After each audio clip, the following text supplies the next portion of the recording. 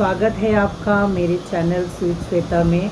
कैसे हैं आप लोग? आशा करती हूँ आप अपने घर पे बहुत ही कुशल मंगल होंगे। और आज मैं आपके लिए वापस से बरसाना की जो हमारी लाडली हैं, हमारी जो राधा रानी हैं, उनसे जुड़ी हुई कुछ कथा लेके आई हूँ आपके लिए। और ये जो कथा है वो सत्य कथा है और एक संत की कथा है, जो मतलब एक सत्य कथा है। तो मैं आज आपके लिए वो कथा लेके आई हूँ।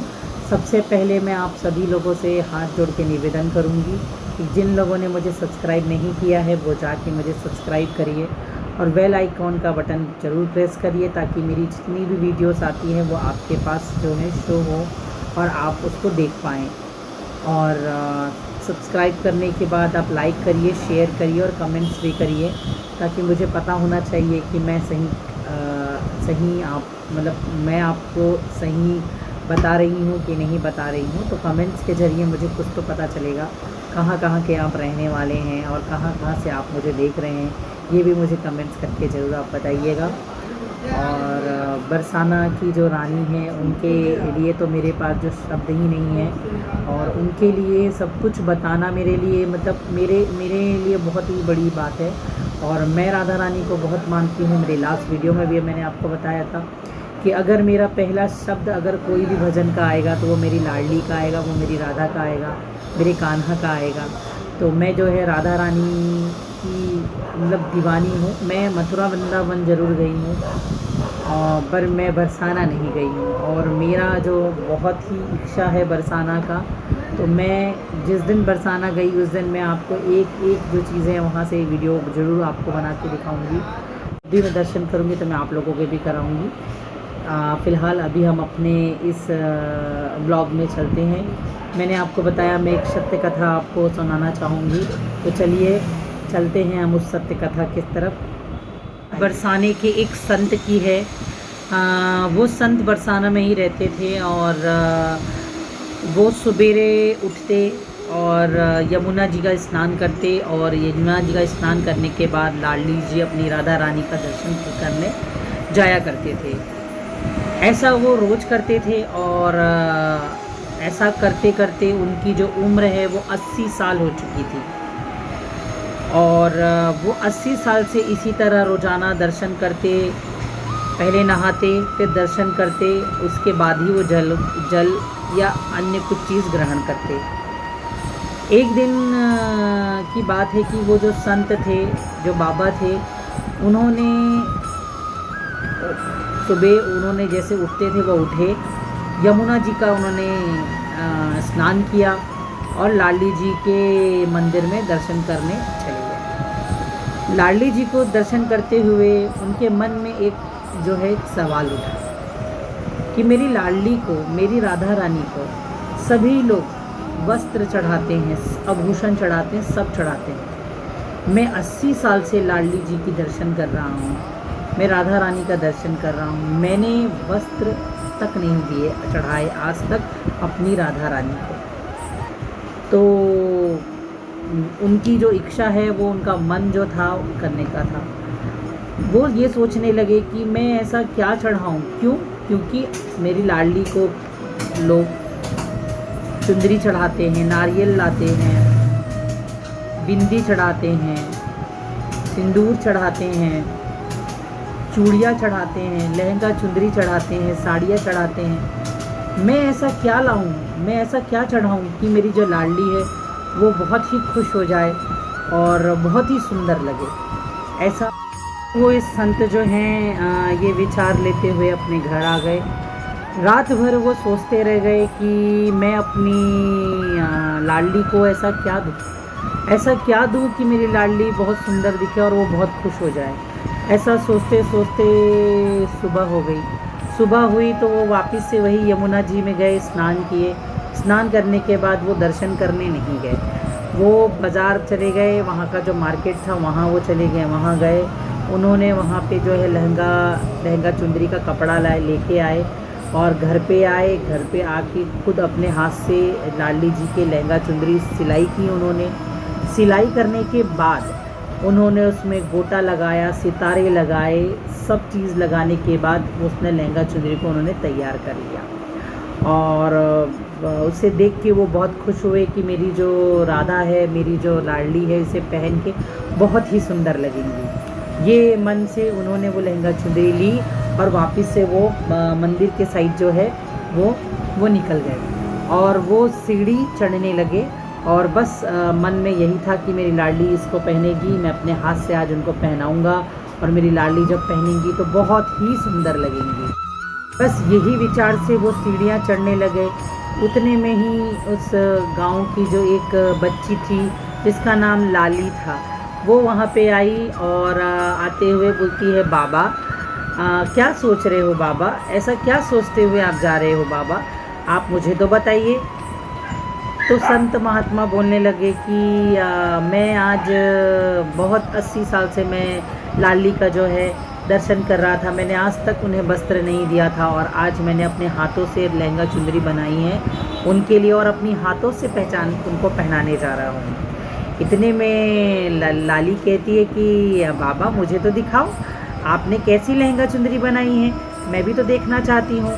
तो ये सुन के संत जो हैं उसको लहंगा चुनरी है उसको निकाल के दिखाने लगते हैं कि ये देखो लहंगा चुनरी जो है मैंने जो है राधा रानी के लिए बनाई है। तो लाली जब उसको देखती है तो वो बोलती है कि अरे वाह, ये तो बहुत सुंदर है बाबा, लेकिन राधा रानी के पास तो सैकड़ों कपड़े हैं, सैकड़ों वस्त्र हैं, अनेकों लोग आते हैं उनको वस्त्र जो है चढ़ाते हैं, तो उनके पास तो बहुत सारे हैं। बाबा ये मेरे को आप मुझे दे दीजिए, मैं इसे पहन लेती हूँ क्योंकि मेरे पास नहीं है। जब जिसकी लाली की बात जब बाबा ने सुना तो बाबा ने बोला नहीं, ये मैंने अपनी लाडली की राधा रानी के लिए बनाया है और अपने हाथ से सिल के बनाया है, मैं मार्केट में चल के आपको दूसरा जो है दिलवा दूँगा, तो दूसरा पहन लेना। लेकिन वो बच्ची लाली जो जिद करने लगती है कि नहीं बाबा मुझे आप यही दे दो, वो बोलता है नहीं मैं आपको जो है बाज़ार से मार्केट से लिवा दूँगा, मैं अभी लाडली को जो है ये पहनाने जा रहा हूँ। बट वो लाली जो है बहुत जिद्दी थी, उसने बाबा के हाथ से वो वस्त्र लिया, वो लहंगा चुनरी छीन के वो भाग गई। अब यहाँ पे बाबा जो है बहुत दुखी हो गए और दुखी होके जो है उसी सीढ़ी पे बैठ के वो रोने लगे। अब सीढ़ी में बैठ के बाबा बहुत दुखी होने लगे और दुखी होके रोने लगे कि मैंने अपनी लाडली के लिए इतना सुंदर वस्त्र सिला अपने हाथ से, पर लाली उसे छीन के चली गई, अब मैं अपनी राधा रानी को क्या पहनाऊँगा, ये सोच सोच के वो बहुत रोने लगे। उतने में वहाँ पे जो और संत आ गए और संत पूछते हैं कि बाबा आज दर्शन करने नहीं जाओगे, चलो क्यों रो रहे हो। उन्होंने अपनी पूरी जो है बात उनको बता दी। ये सुन के वहाँ के जो संत थे उन्होंने बोला कि कोई बात नहीं बाबा, इतना दुखी हो मत होइए, आ जाइए आप दर्शन कर लीजिए, कल आप वापस से पुनः आप लाडली जी के लिए लहंगा चुनरी सिल के ले आइएगा तो आप पहना दीजिएगा, अभी तो चलिए आप दर्शन कर लीजिए। बाबा उनकी बात सुने और सुनने के बाद उठ के रोना तो उन्होंने बंद कर दिया, पर उनका जो मन था वो बहुत ही दुखी था और बहुत ही मन खराब था। उसी दुखी मन से वो जाने लगे और मंदिर का पट जो है वो खुलने का इंतज़ार करने लगे। और उनका मन जो है बहुत दुखी था क्योंकि उन्होंने अपने बहुत प्यार से लाडली के लिए अपना जो है वस्त्र सिला था, तो उनका मन जो बहुत ही दुखी था। दुखी होके वो ये सोचने लगे कि पता नहीं मैंने ऐसा क्या किया है कि लाडली जी मेरा वस्त्र जो है वो स्वीकार ही नहीं कर पाई और स्वीकार करने से पहले ही जो लाडली है वो उसे छीन कर लेके चली गई। पता नहीं मैंने ज़रूर कुछ ना कुछ तो ऐसा कुछ मन दुखाया हुआ है जो मेरा जो है वस्त्र जो है वो नहीं स्वीकार कर रही है।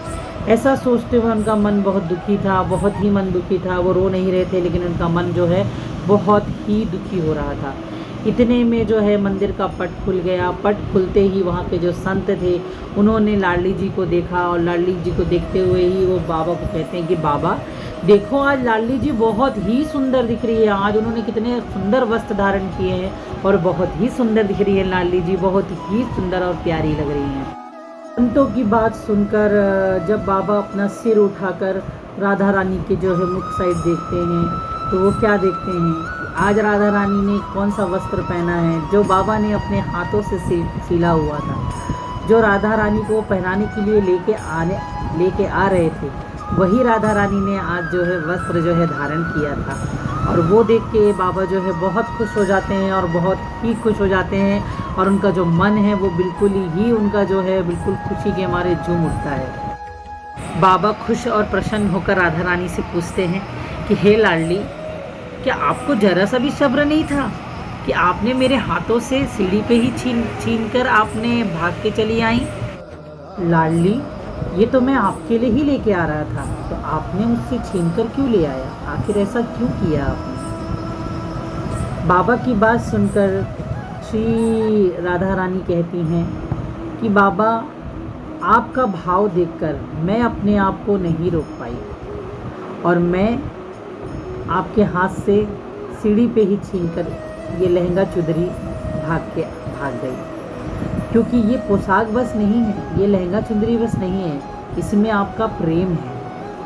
इसीलिए मैं अपने आप को रोक नहीं पाई और का प्रेम और आपका भाव देखकर मुझे खुद आना पड़ा आपके पास और आपका वस्त्र जो है मैं छीन के लेके आ गई। ये बात सुनकर जो बाबा है बहुत प्रसन्न हुए, भाव विभोर हो उठे और उन्होंने श्री जी का जो धन्यवाद किया और सदा सदा के लिए जो है, वैसे भी वो वहीं पे जो है श्री जी के ही भक्त थे, लेकिन उन्होंने हाथ जोड़कर जो है श्री जी का जो है धन्यवाद किया। सो गाइस, ये जो कथा है वो जो है सत्य कथा है, संत जी की जो है बरसाना की, तो ये सत्य कथा है।